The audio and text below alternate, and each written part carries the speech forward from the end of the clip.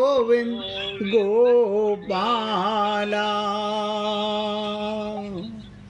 भजो गिरिधर गोविंद गोपाला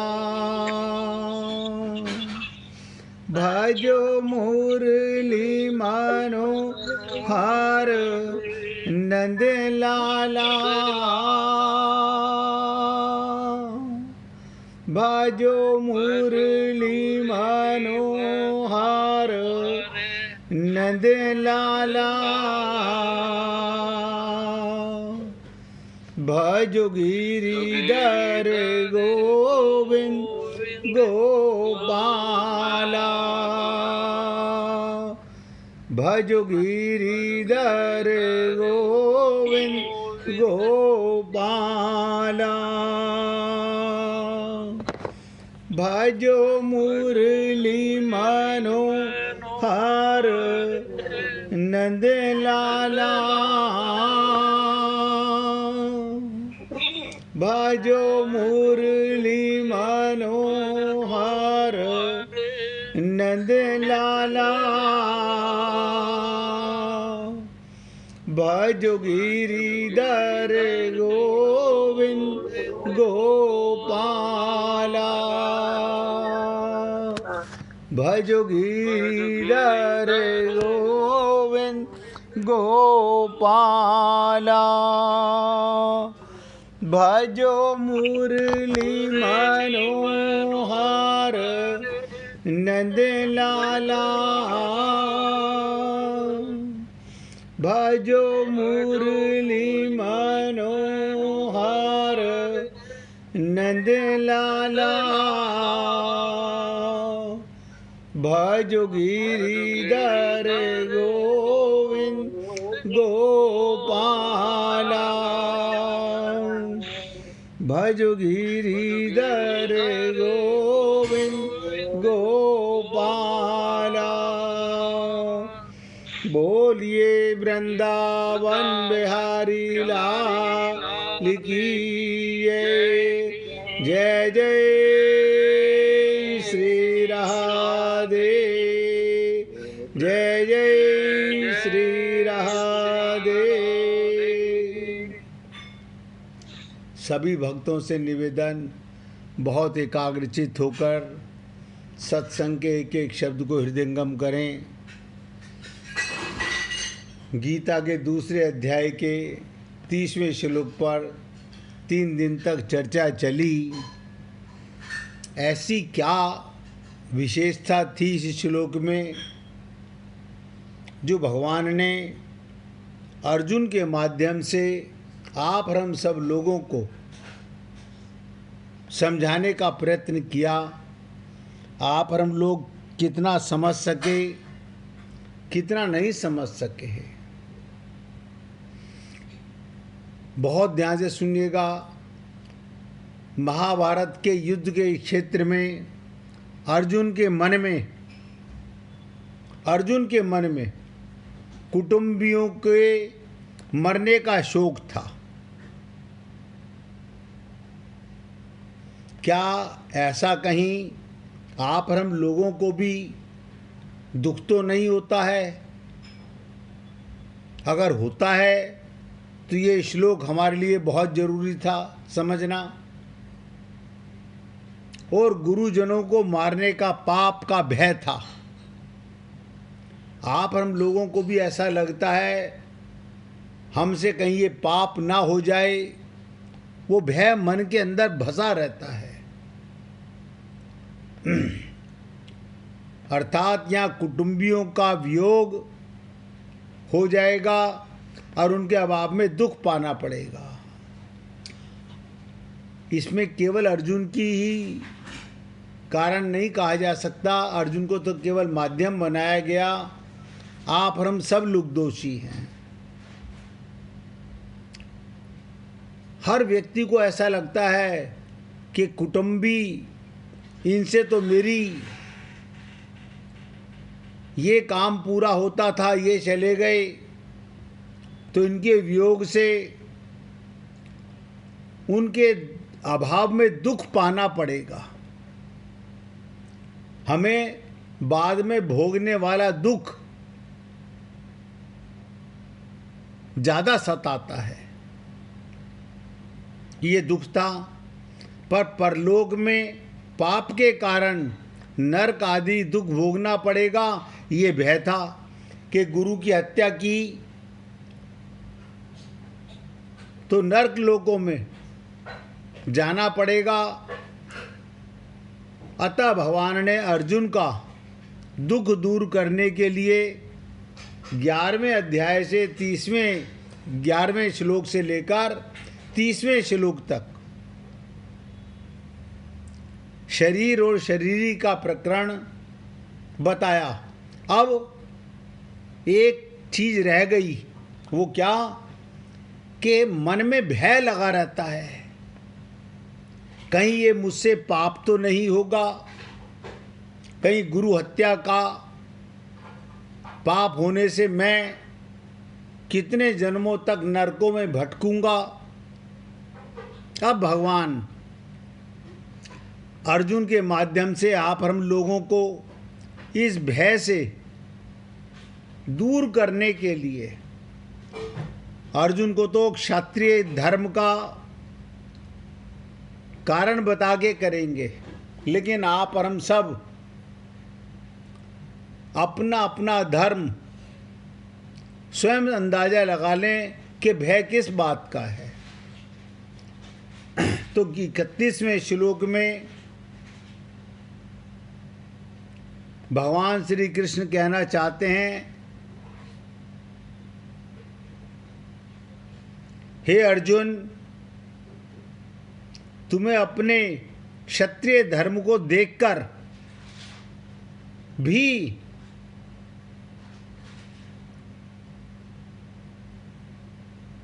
कर्तव्य कर्म से पीछे विचलित नहीं होना चाहिए, भय नहीं मानना चाहिए, क्योंकि धर्म में युद्ध से बढ़कर, धर्म में, अब ये बहुत इम्पोर्टेंट शब्द है, धर्म में युद्ध से बढ़कर क्षत्रिय के लिए दूसरा कोई कल्याण का कर्म नहीं होता।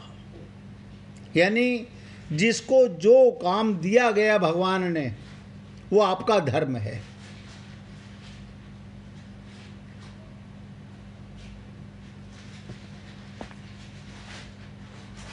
इसलिए दूसरा कोई धर्म ही नहीं है। बहुत इम्पोर्टेंट श्लोक है। अब तक जो आपके साथ चर्चा चली, वहाँ पर भी आप और हम लोग बड़े अनभिज्ञ रहे। अब निवेदन कर रहा हूँ 31वें श्लोक में, ये भय मन में क्यों बना रहता है? अर्जुन के भी मन में कुटुंबियों के मरने का दुख था, गुरु को मारने का पाप का भय था, और नरकों में दुख भोगना पड़ेगा ये भय था। अब भगवान यहां बताना चाहते हैं, तू क्षत्रिय है, युद्ध करना तेरा धर्म है, अधर्म की हत्या करना तेरा धर्म है, और इससे बड़ा कल्याणकारी कोई कर्म ही नहीं हो सकता।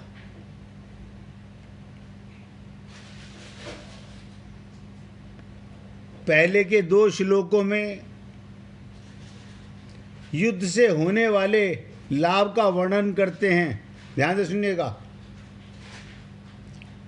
क्या कहा? स्वधर्मपि चावेक्षे, ये स्वयं परमात्मा का अंश है जब ये शरीर के साथ संबंध कर लेता है। हम कौन हैं? परमात्मा के अंश हैं। सब नोट करो। अगर अभी भी आपके दिमाग में से ये बीमारी नहीं निकली है कि मैं माता पिता का अंश हूँ, तो जैसे भगवान कुछ नहीं कर सके, संत महात्मा भी कुछ नहीं कर पाएंगे। ये अज्ञानता हमें निकालनी होगी।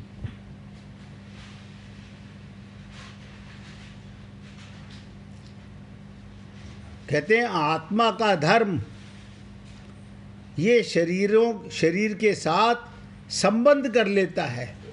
स्वयं तो परमात्मा का अंश है। आत्मा किसका अंश है? परमात्मा का। लेकिन चेतन होकर के भी जड़ शरीर से अपना संबंध मान लिया।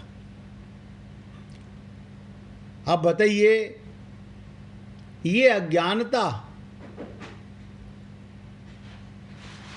तब तक व्यक्ति को स्वयं का, अपने आप को जो कुछ मानता है उसका कर्तव्य स्वधर्म कहलाता है। आप जो भी कर्म करते हैं, अगर आपको स्वयं का ज्ञान है कि मैं कौन हूँ, वही आपका धर्म है। अगर आप आत्मा हैं तो प्रत्येक कर्म भगवान के निमित्त करना आपका कर्म है। प्रत्येक कर्म। मिश्रा जी, अपने मोबाइल की आवाज बंद कर लो भैया। स्वधर्म। अब देखो, स्वयं का ज्ञान, हम अपने को शरीर मानते हैं, है नहीं, है आत्मा, मानते हैं शरीर। ये कैसी अज्ञानता है? जिस दिन आपका ये अज्ञानता मिटेगी,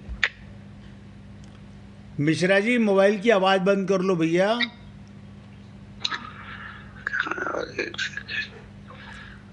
तो स्वयं का ज्ञान होना कि मैं कौन हूं, मूल कार्य है।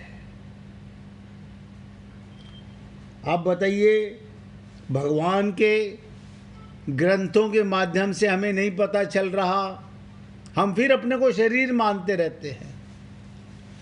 और हमारे जीवन में संत महात्मा गुरु आते हैं, उनका भी हमसे कोई स्वार्थ नहीं है, वो भी परमार्थ ही करने आते हैं।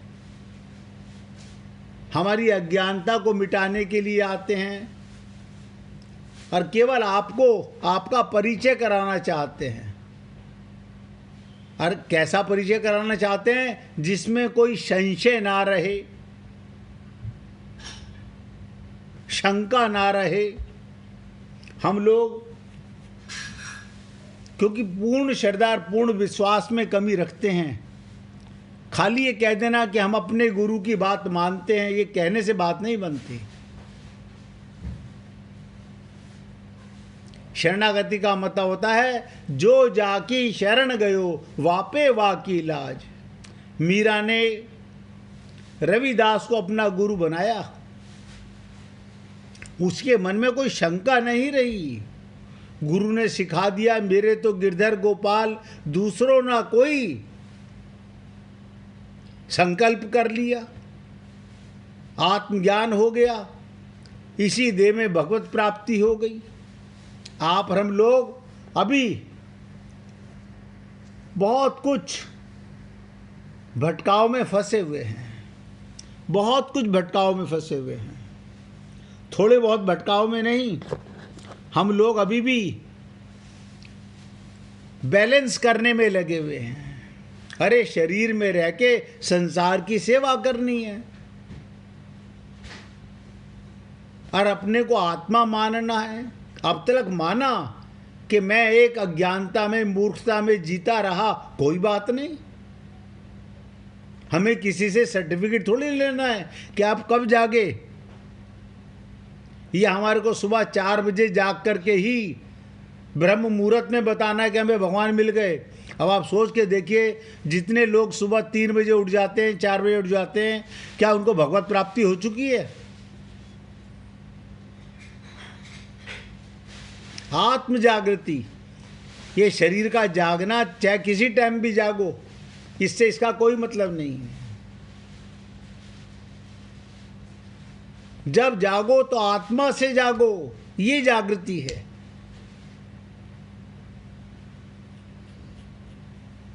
तो भगवान बताना चाहते हैं, ये स्वयं को अर्थात अपने आप को जो कुछ मानता है उसका कर्तव्य स्वधर्म कहलाता है। जैसे कोई अपने आप को ब्राह्मण माने, क्षत्रिय माने, वैश्य माने, शूद्र मानता है, तो अपने अपने वर्णों के अनुसार उसका कर्तव्य पालन करना उसका स्वधर्म है। ये बात अर्जुन को क्यों कह रहे हैं? अरे तू तो क्षत्रिय है, युद्ध करना तेरा धर्म है, माना कि तुझे आत्मज्ञान नहीं है। आत्मज्ञान होता और तुझे ये ज्ञान होता जो तूने अपने मुख से कहा कि हे केशव, मैं आपकी शरणागति में हूँ, मैं आपका प्रपन्न हूँ, मैं आपका अनन्य भक्त हूँ। ये शब्दों के बोलने से क्या होगा? यानी भगवान को अपने रथ की लगाम सौंप रहा है, मन सौंप रहा है और भगवान पर ही शंका कर रहा है, हथियार डाल रहा है। हम भी याद रखना, कोई और कारण नहीं है। हम 99.99% यहीं से बैरंग लूट जाते हैं। क्यों? ना तो हम भगवान की मानते, ना गुरु की मानते, और कहते क्या है, हम कोशिश कर रहे हैं। अच्छा, मतलब दिन को दिन मानने में, रात को रात मानने में आपको कोशिश करनी पड़ रही है।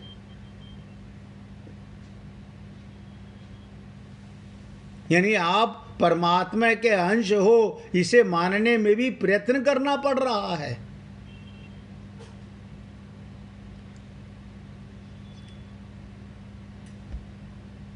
हम को डायरेक्ट भगवान से मुलाकात नहीं हो सकती, उनकी शरणागति नहीं कर सकते, गुरु की शरणागति कर सकते हैं।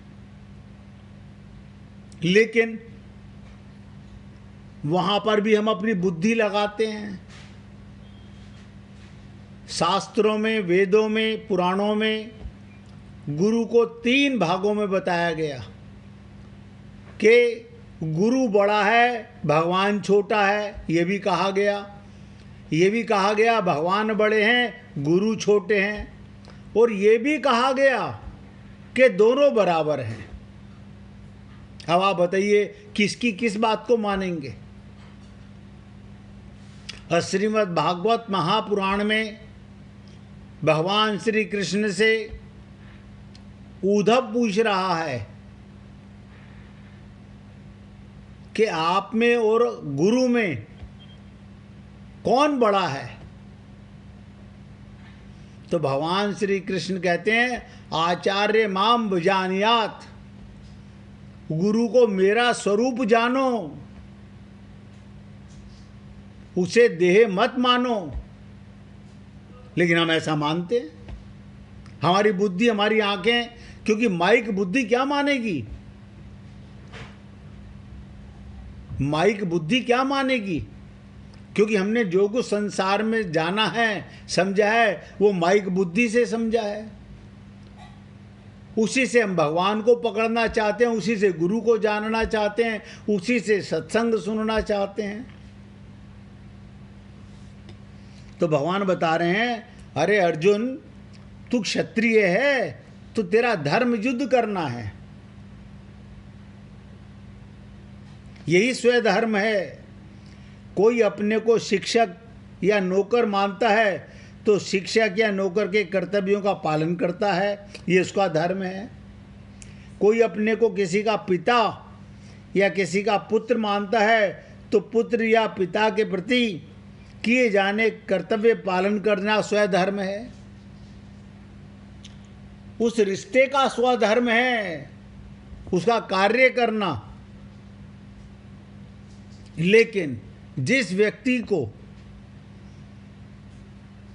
कोई गुरु मिल गया है और आपने उसकी शरणागति कर ली है, तो 100% आपको आत्मज्ञान होगा और आपका धर्म शरीर से संसार के लिए और आत्मा से परमात्मा के लिए। ये सब नोट करो। जब तक गुरु नहीं मिला, हम रिश्ते, हमारे पति का धर्म है, हमारा पत्नी धर्म है, हमारा पिता धर्म है, हमारा पुत्र धर्म है, ठीक है, नहीं मालूम था। अब गुरु आए तो उन्होंने क्या कहा? शरीर से शरीर का धर्म और आत्मा से परमात्मा का धर्म। अब कोई झगड़ा ही नहीं रहा। तो पुत्र ये पिता के प्रति किए जाने वाले कर्तव्य का पालन करता है, वो उसका स्वधर्म है। यहाँ कहने का तात्पर्य इस श्लोक में इसमें भगवान कहते हैं, यहाँ क्षत्रिय के कर्तव्य कर्म को धर्म मानने से कहा गया। तू तो अपने को क्षत्रिय मानता है ना? हाँ मानता हूँ जी। तो मानते तो ये धर्म क्या है तेरा? युद्ध करना, या युद्ध में हथियार डालना, या पीठ दिखाना, या कायरता करना।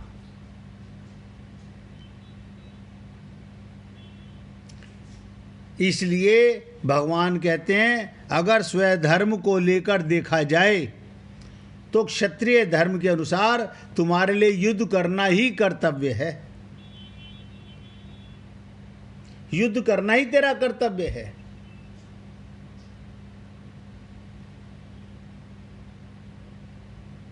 अपने कर्तव्य से तुम्हें कभी विमुख नहीं होना चाहिए। माना कि तुझे आत्मज्ञान नहीं है तो क्षत्रिय का तो पता है तेरे को, तू अपने को योद्धा मानता है।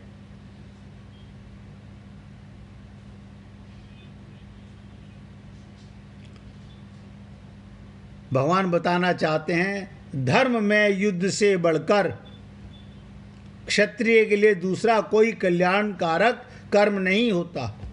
क्षत्रिय के लिए क्षत्रिय के कर्तव्य का अनुष्ठान करना ही खास काम है। जैसे ब्राह्मण को अपने धर्म का, वैश्य को अपने धर्म का, शूद्र को अपने धर्म का कर्तव्य अनुष्ठान करने के सिवाय दूसरा कोई कल्याणी कार्य नहीं है।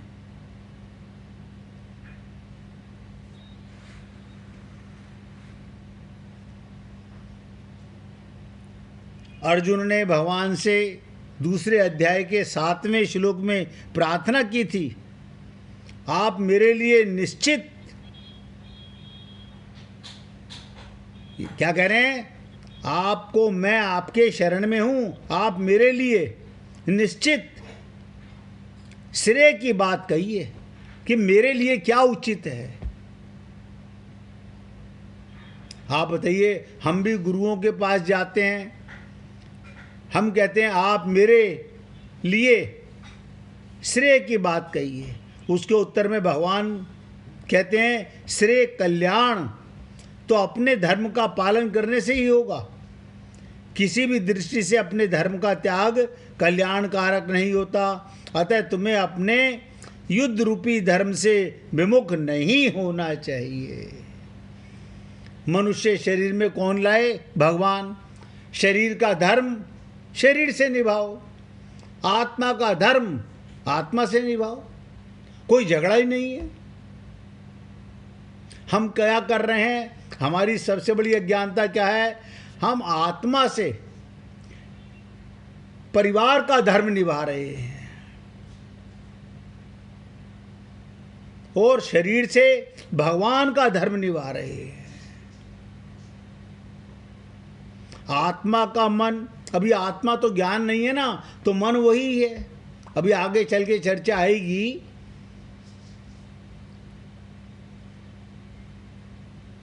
आप कौन से मन से भगवान के पास जाते हो?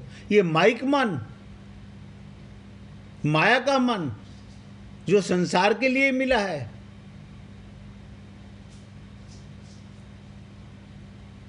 तो अर्जुन ने प्रार्थना की थी भगवान से, और भगवान कहते हैं तू क्षत्रिय है, उसमें तो तुझे ज्ञान कराने की जरूरत नहीं है। तू खुद मानता है मैं क्षत्रिय हूं, तो क्षत्रिय धर्म का पालन कर। हथियार क्यों डाल रहा है? आप सोचो, भगवान की प्राप्ति में, भगवान से प्रेम में और भक्ति में सबसे बड़ी बाधा क्या है? माया। सब नोट करो, सबसे बड़ी बाधा क्या है हमारे जीवन में? हम भगवान के क्यों नहीं बन सके? माया। ये माया हमें जल्दी से भगवान के पास जाने नहीं देती। इसलिए राजा निमि ने प्रश्न किया था,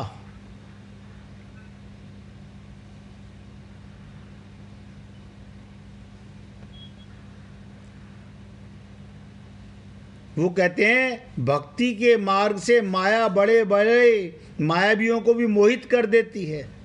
वो माया क्या है, आप इसका जवाब दीजिए। ये आप हमें समझाकर कहिए। इसका उत्तर तीसरे योगेश्वर, ये नव योगेश्वर थे, 9 भाई सगे, कहीं भी जा सकते थे। ऋषभ भगवान की 100 पुत्र हुए, जिसमें से 9 योगेश्वर कहलाए। अंतरिक्ष, उन्होंने उत्तर दिया, 2 प्रकार की माया का वर्णन किया। उसी को तुलसीदास जी ने रामचरितमानस में कहा कि माया 2 प्रकार की होती है, एक अविद्या माया और दूसरी विद्या माया। एक अविद्या माया और दूसरी विद्या माया। जो संपूर्ण जगत का सृजन करती है उसे विद्या माया कहते हैं। और गीता में भी भगवान कहते हैं, मेरी अध्यक्षता में प्रकृति चराचर सृष्टि की रचना करती है।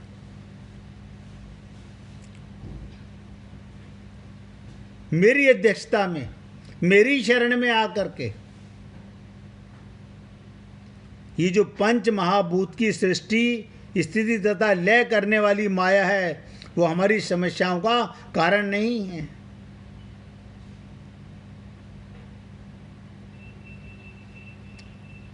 आप हम लोगों के लिए श्रेष्ठ क्या है? जीव जब इस सृष्टि के साथ, ध्यान से सुनो, जीव, जीव माने चेतन, आत्मा, जीवात्मा, जब इस सृष्टि के साथ, शरीर के साथ, संसार के साथ, माया के साथ संबंध करके ये मैं हूँ, ये मेरा है, ये उसका है, ये अच्छा है, ये बुरा है, इस प्रकार उसमें राग द्वेष का निर्माण कर लेता है, फंस जाता है। बस एक अज्ञानता, मैं परमात्मा का पुत्र अपने को शरीर मानकर यहां फंस गया। उसे ही अविद्या माया कहते हैं, उसे ही अज्ञान कहते हैं। हम जीवों में मैं मेरा वाली जो सृष्टि बना ली है, वही अविद्या माया का कार्य है। वही हमें बंधन में डालने वाली होती है, वही हमें साधना में, भक्ति में आगे बढ़ने से रोकती है। हम सुनते तो बहुत हैं गुरुओं को, मानते नहीं है। मानते अपने मन की, अपनी बुद्धि की।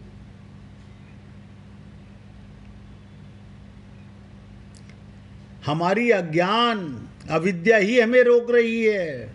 जरा सोचो, क्या आकाश के कारण हमें कोई समस्या होती है? आप कहेंगे नहीं, आकाश से तो कोई समस्या नहीं है।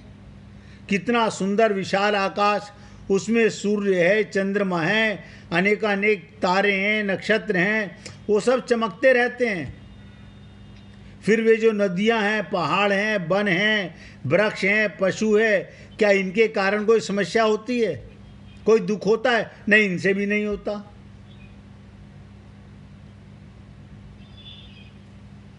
जहां हम इस जगत की किसी भी सांसारिक वस्तु को देखते हैं, ये मेरी है, ये उसकी है, ये मेरा मकान, ये पड़ोसी का मकान।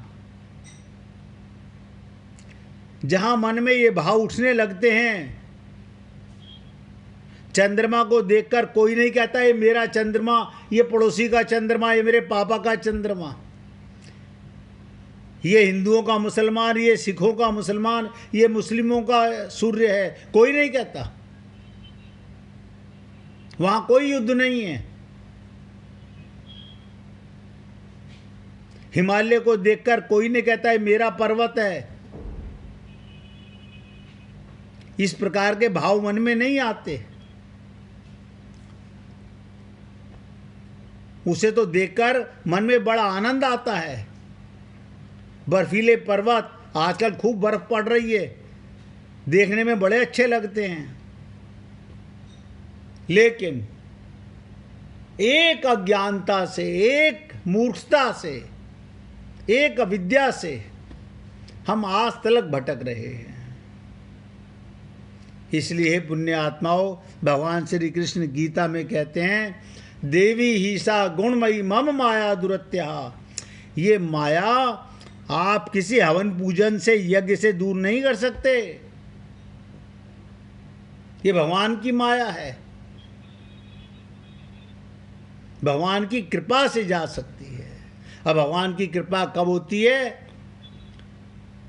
कई बार आपसे निवेदन किया, बिनु सत्संग विवेक न होई, और बिनु विवेक हरि कृपा न होई। अभी हमारे पास विवेक नहीं है, वो सत्संग से मिलता है, हम वो ग्रहण ही नहीं करना चाहते। हमने भी आदत डाल ली है कि अब चाहे कुछ भी कहो, हम अपने को शरीर ही मानेंगे, परिवार का अंश ही मानेंगे, इस जन्म में तो नहीं सुधरेंगे। तो सत्संग तो इस जन्म में सुन रहे हो, विवेक अगले जन्म में जाकर के आएगा। इसलिए निवेदन करना संत महात्माओं का कार्य है, हम माने या ना माने। इस पर और चर्चा करेंगे। 1 मिनट भगवान का कीर्तन कीजिए। हरि ओम नमो